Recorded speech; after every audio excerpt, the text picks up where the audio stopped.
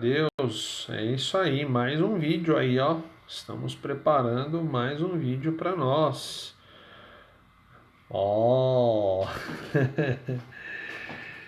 Gente, vamos lá. Depois aí de uns dias aí sem gravar nada por conta de uma questão de saúde, estamos de volta aí, amém? Vamos aí falar agora da carta à igreja de Tiatira. Isaac, por que é tão importante estudar as cartas do Apocalipse das sete igrejas lá? Por que a gente já não vai para aquelas partes lá, tipo que sai leão, gafanhoto com boca de leão, com cauda de escorpião, e que os poderes do céu serão abalados, essas coisas? Por que a gente já não vai lá para aquele negócio lá? Então, calma. O que acontece é o seguinte, irmãos. Tudo isso. Todas essas situações que eu acabei de citar agora, elas são situações pelas quais elas acontecerão, amém? São situações que acontecerão, mas assim, no âmbito da tribulação, ok? Provavelmente no âmbito da tribulação. E assim, a estrutura da igreja, de quem ficar depois do arrebatamento da igreja, todo mundo que ficar irá passar por esse período. E assim, ó, o que acontece? O final da igreja, ok? A igreja, o que a igreja irá se tornar lá na última carta que nós vamos ver, e que é aquela igreja que os cristãos vão ficar, muitos daqueles que estão naquelas igrejas lá, eles vão ficar por causa do seguinte: eles vão ficar por conta de uma cultura que ela vem sendo desenvolvida a cada carta da igreja, a cada período da igreja, ok? Nós vimos lá a primeira igreja, que foi a igreja apostólica, a igreja de Éfeso. Qual que foi o problema daquela igreja? Ela só se importou consigo mesma, com aquela região lá, com aquela localização que ela estava em Jerusalém. Eles não começaram a cumprir o ID do Senhor Jesus, que era Jerusalém, assim, ó, Jerusalém, Samaria, Judéia, Samaria e até os confins da terra. Eles ficaram só lá, miudinho lá, aí começou a perseguição, como vocês já sabem. Aí veio a fusão da igreja com o Estado através de Constantino. E aí o que acontece? Imagina como se fosse um bolo. Cada camada do bolo é um período da igreja, ok? E as coisas elas foram sendo acumuladas uma sobre as outras, camada após camada, até que a gente vai terminar na última carta, que a gente vai ver qual que é a igreja moderna, tá? Como ela vai terminar. E o mais importante de tudo isso é que assim, tudo que acontece nessas igrejas, ok? Tudo que acontece nisso, de ruim principalmente, são coisas que vão amarrar as pessoas e vão impedir as pessoas de subir. Por exemplo, quando a gente fala da igreja e o Estado, que é quando tanto a igreja se funde numa coisa só, o Estado e a igreja passam a ser um ente único, ok? Uma entidade única, certo? Ou seja, a igreja começa a passar, inclusive, a mandar mais até mesmo que o Estado. E nós vamos ver na aula de hoje alguns exemplos. O que acontece aí? Começa a haver a figura da idolatria de um líder. Engraçado que hoje a igreja moderna é a mesma coisa. Existe a idolatria ao líder de determinadas igrejas. Não importa se o Senhor Jesus está ali. Importa que o missionário, apóstolo, profeta, patriarca, vice-Jesus esteja. Entendeu? Se ele não tiver, mas Jesus está ali. Não, mas não interessa. Para mim, eu não vim aqui ver Jesus, eu vim aqui ver o apóstolo. Eu vim ver o profeta, o homem de Deus. Entendam. Então, existe a figura máxima. E hoje nós vamos ver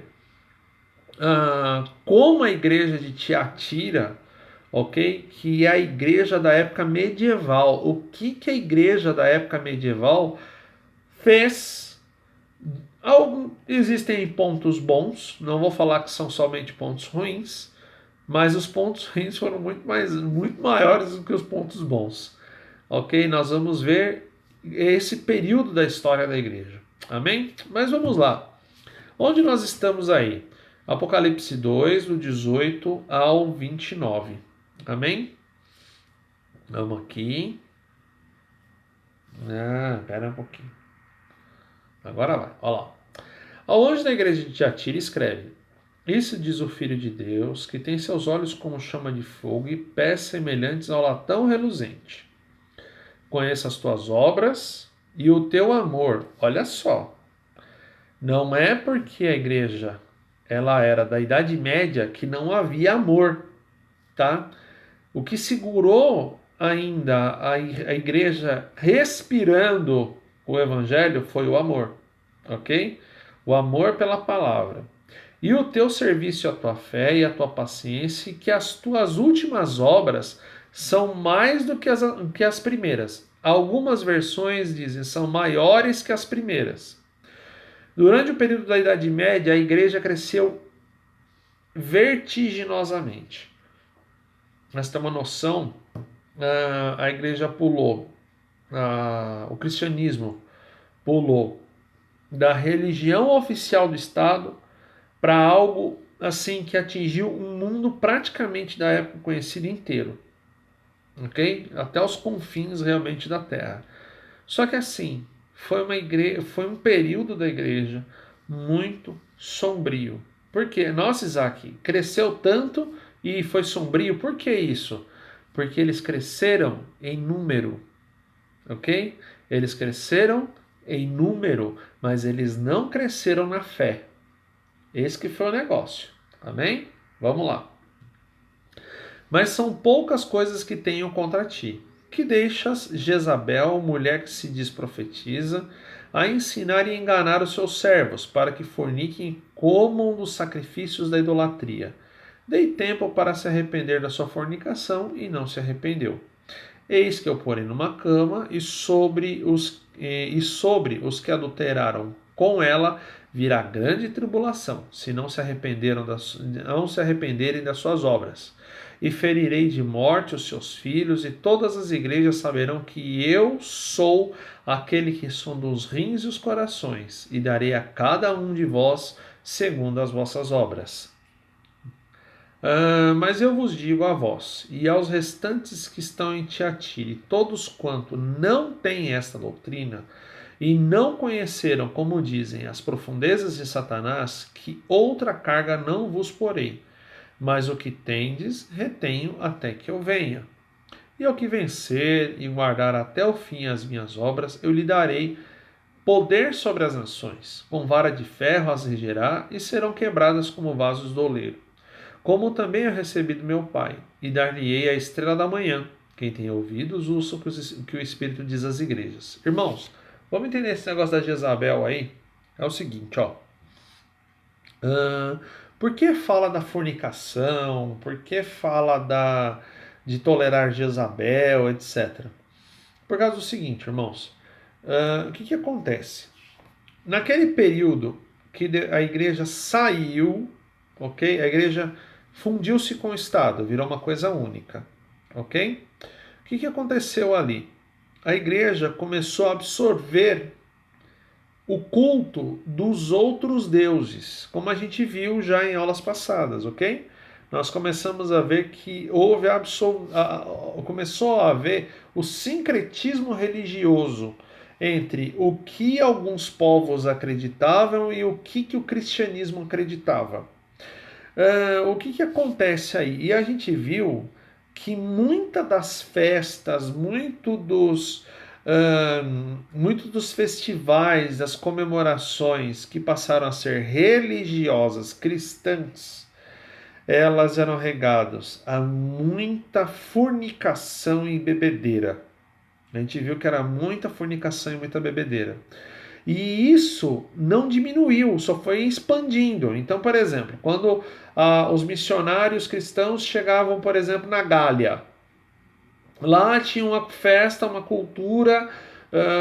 Não, vocês não entenderam. É assim, ó. Vocês estão acreditando que essa cultura aqui que vocês. É um Deus X, mas não, é São Fulano de Tal que vocês estão adorando. Entendeu? Aí vocês podem continuar adorando o Santo Fulano de Tal aqui da igreja, aqui tá tudo bem. E vocês se convertem ao cristianismo. Aí todo mundo lá se convertia ao cristianismo, mas continuava com as mesmas práticas. Aí eles iam, por exemplo, aqueles países nórdicos lá, Noruega, Suécia, Dinamarca. E também tudo regado a muita bebida alcoólica, briga, morte e um monte de coisa. Ah, não, mas não tem aqui o Thor aqui, ó, de vocês. Aqui é o São Fulano de Tal, do apóstolo de Jesus. Ele era, por exemplo, era São João, por exemplo, que foi conhecido que Thor é o deus do trovão. E Jesus chama João de Boanerges, filho do trovão. Aí eles falam, não, ó, é São João, mas vocês podem continuar adorando do jeito que vocês estão adorando aí, mata aí, fica fazendo sexo no meio da rua, enchendo a cara, tá tudo bem. E aí vocês convertem ao cristianismo, beleza? Beleza. Aí convertem ao cristianismo. É aquilo que eu falei, a igreja cresceu em número, mas as práticas de quem se converteu ao cristianismo acabou sendo as mesmas, continuaram sendo as mesmas práticas, ok? Bom, por isso que fala de Jezabel e fala daqueles remanescentes que eles não tornaram o seu coração para essas práticas. Existiam sim pessoas piedosas que elas não tornaram o coração, inclusive pessoas, por exemplo, como Agostinho, que a Igreja Católica gosta de chamar de Santo Agostinho, que ele foi um dos maiores, assim, dos pais do cristianismo católico, né, e do cristianismo, perdão, da teologia cristã, né, ele foi um dos pais da teologia cristã. Ele é um exemplo, entre alguns estudiosos, né, que eles falam que, inclusive, cristãos protestantes utilizam muita base de Agostinho para continuar os estudos, porque é um referencial que nós tivemos, ok? E não só ele, nós tivemos outros exemplos. Inclusive, nós vamos ver depois na próxima aula, inclusive o próprio Lutero, que ele era um monge, doutor em teologia, estudou muito a escritura e acabou que fazendo a reforma protestante. Mas isso nós vamos ver na próxima aula, ok? Vamos ver agora essa igreja do período da Idade Média, irmãos, para ver que nível que chegou. Olha só. Esse período da igreja de Tiatira, que é referente ao período da igreja da Idade Média, né? Que é referente a Tiatira, ele durou mais ou menos aí, tá? De 600 antes de Cristo até 1517 600 depois de Cristo até 1517 depois de Cristo. O que acontece com esse período aí? Esse período foi o período de maior poder da igreja. Para vocês terem uma noção, tem essa gravura que eu coloquei aí. Todas as gravuras vão ser assim, esquisitinhas, estranhas. Porque a Idade Média, irmãos, não existe nenhum período da humanidade mais estranho que a Idade Média.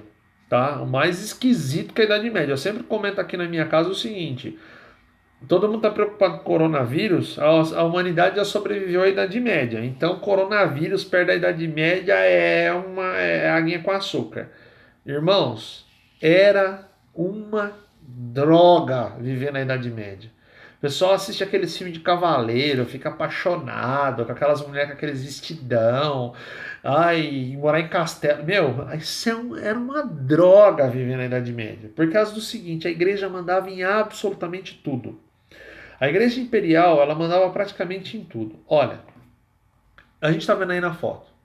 Ela elegia reis, ela empossava reis. Nenhum rei tomava posse se não fosse através da coroação através de um bispo, nenhum rei. Inclusive, eu acho que até hoje na Inglaterra, embora não seja católica, seja anglicana, o rei da Inglaterra, tradicionalmente, ele é coroado na Catedral de Westminster.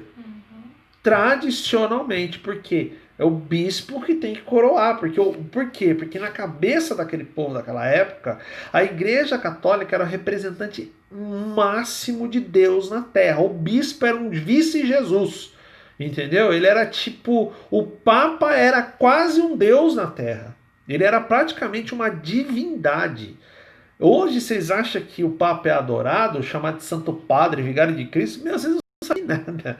Hoje em dia, o povo não dá nem 1% de adoração perto do que era naquela época. Porque, meu, naquela época tudo girava em torno do que a igreja falava. Vamos ver? Olha só. Como funcionava a vida naquela época? Bom, primeiro que a vida da Idade Média era uma vida extremamente sofrida.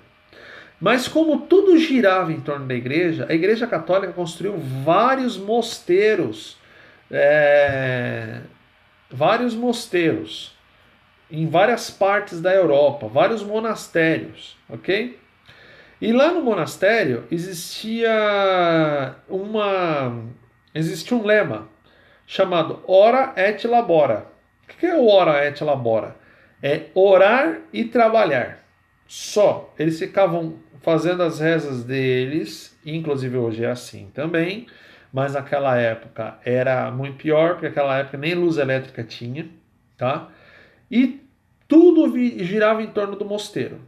E para você ter uma noção, o conhecimento não era compartilhado entre as pessoas. O conhecimento ficava na mão da Igreja Católica. E aí nós tínhamos, por exemplo, nesse caso desse mosteiro aí, a gente está vendo, ó, nós tínhamos o refeitório, enfermaria e hospedaria, ok? O pomar que era cultivado pelos monges, a horta que era cultivada pelos monges, dormitório, os claustros, ok? Que era onde eles ficavam, os monges ficavam, que era a cela dos monges.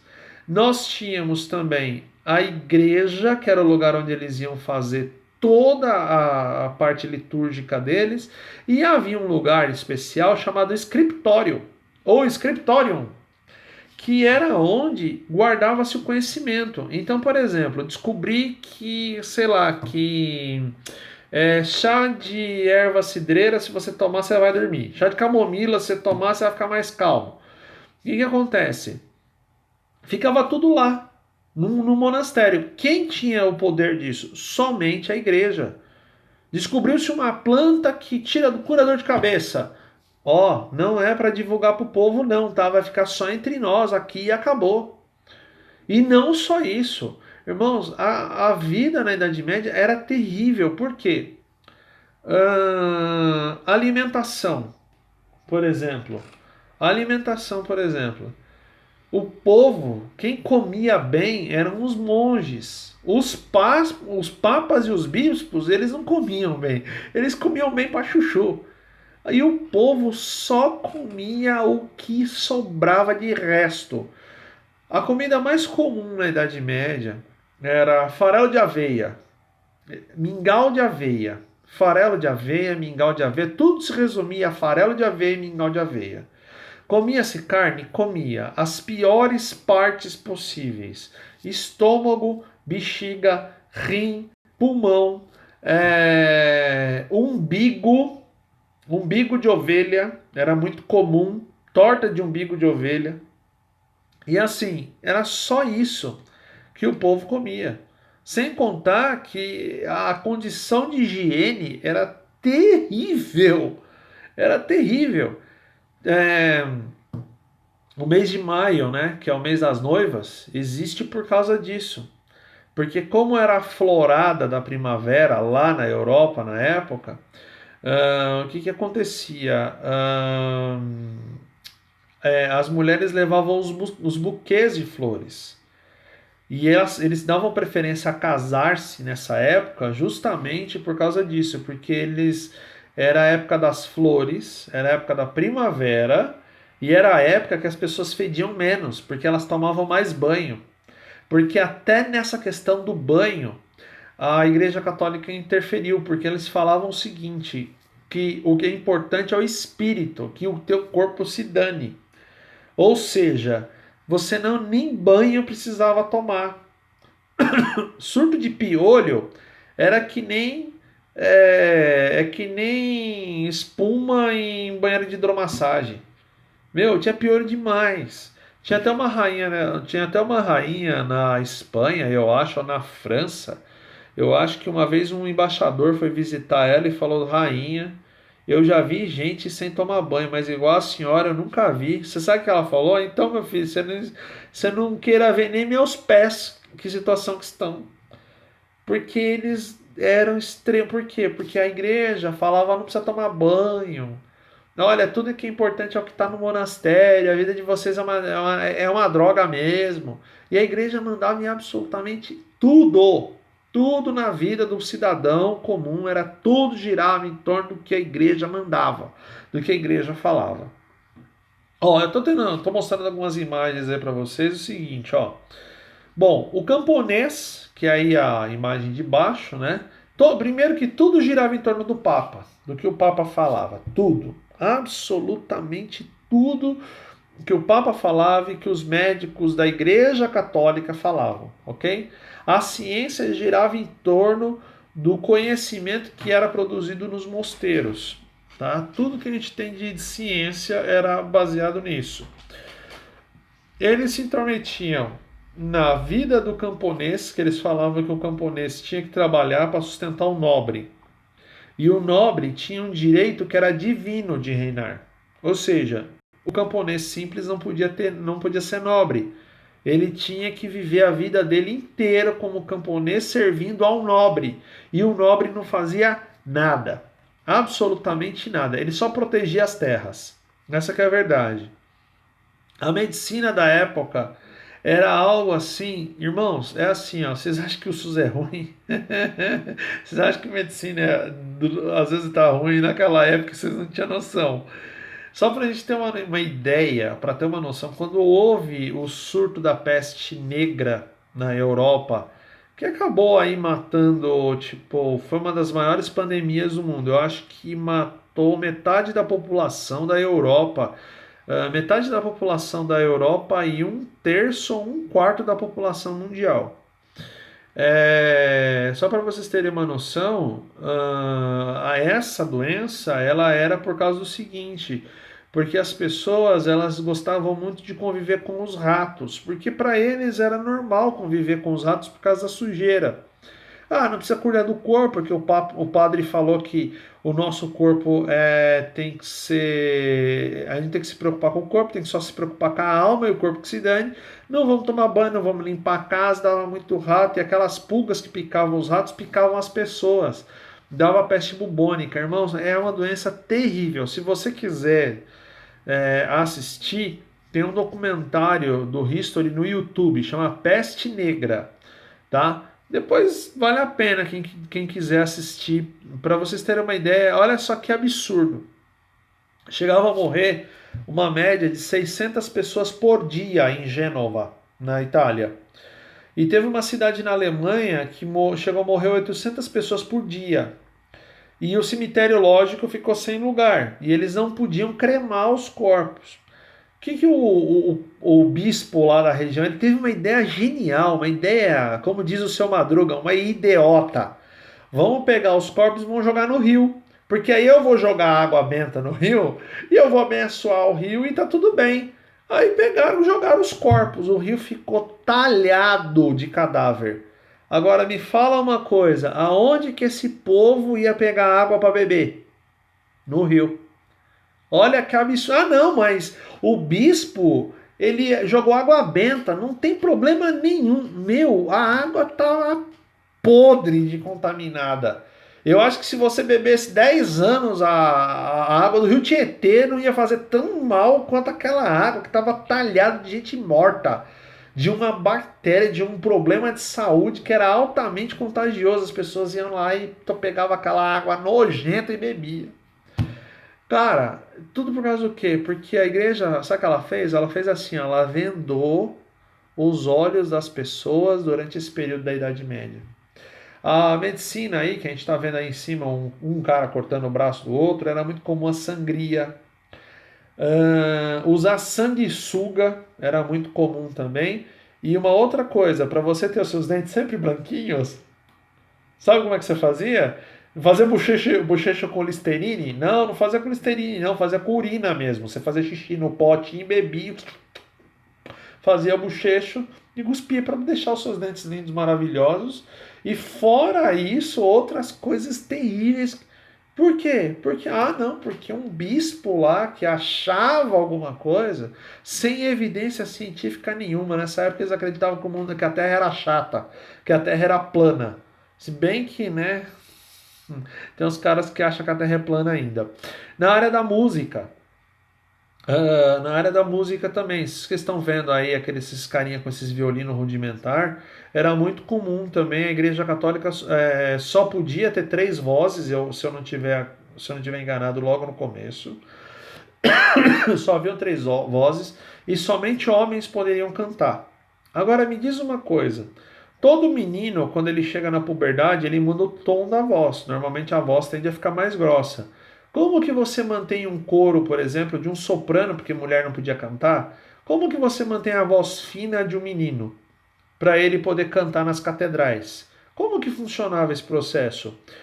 Eles pegavam os garotos que eram para ser cantores. Escuta, você quer ser cantor o resto da vida aqui com a gente aqui na catedral?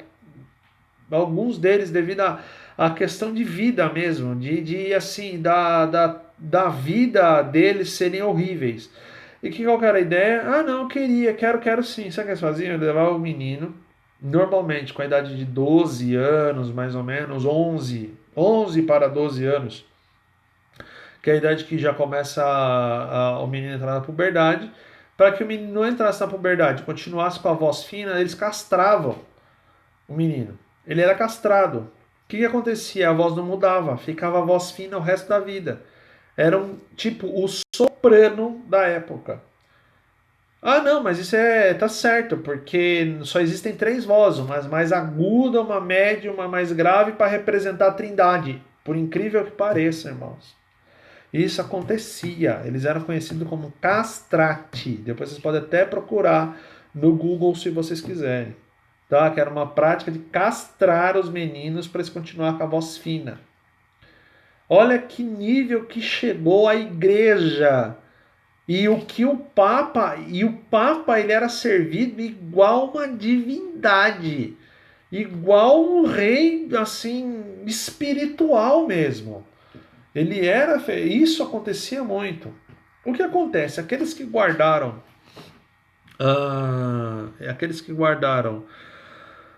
o amor, como a gente viu lá no texto, houve pessoas que guardaram, houve sim, pessoas que guardaram o amor, que guardaram a perseverança no Evangelho.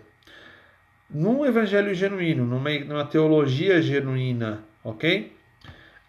Contra esses homens, aconteceu assim, não necessariamente nesta ordem, tá? Houve a primeira cruzada.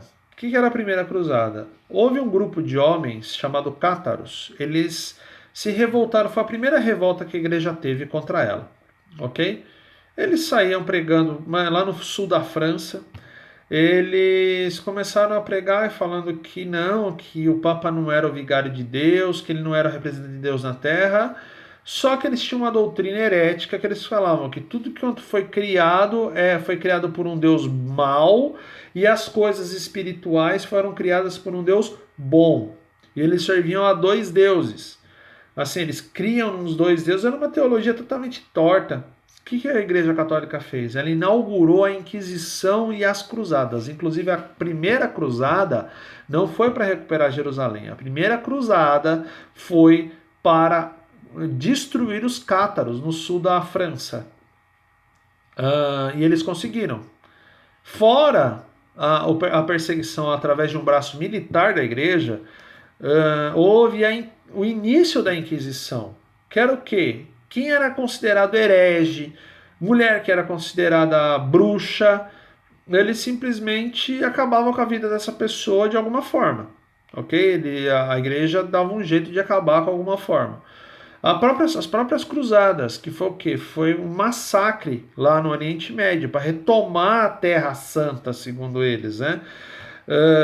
E aí o que acontece? As cruzadas foi um grande massacre, foi um genocídio do qual ninguém fala. Tanto é que o árabe, lá no Oriente Médio, as ambulâncias é uma lua crescente. A maior parte das ambulâncias, inclusive, tem o crescente vermelho, que é a cruz vermelha do Oriente Médio. Porque é o seguinte, os árabes têm tanto medo, por causa das cruzadas que vinham com essa cruz no escudo do cavaleiro, eles cometiam tantas atrocidades em nome de Deus e em nome de um perdão, de indulgência, que eles acreditavam que eles iam ser absolvidos se eles matassem os muçulmanos.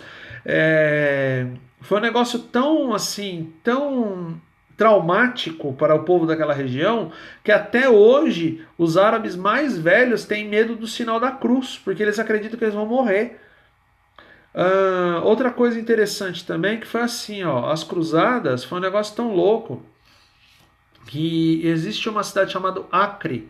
Eu acho que a cidade de Acre, ela fica perto do Líbano, perto de Damasco, eu acho, se eu não estiver enganado, ou próximo de Jerusalém. Eu não, agora eu não lembro direito. Ou fica na faixa de Gaza. Eu sei que é uma cidade litorânea. O massacre de Acre foi tão louco, os cruzados ficaram tão alucinados, que eles mataram a cidade inteira, inteira. Acabou os muçulmanos da cidade. E o que aconteceu? Acabou os muçulmanos da cidade, não tinha mais habitantes na cidade para eles matar. Sabe o que eles começaram a fazer? Eles começaram a se matar. Eles começaram a matar uns aos outros.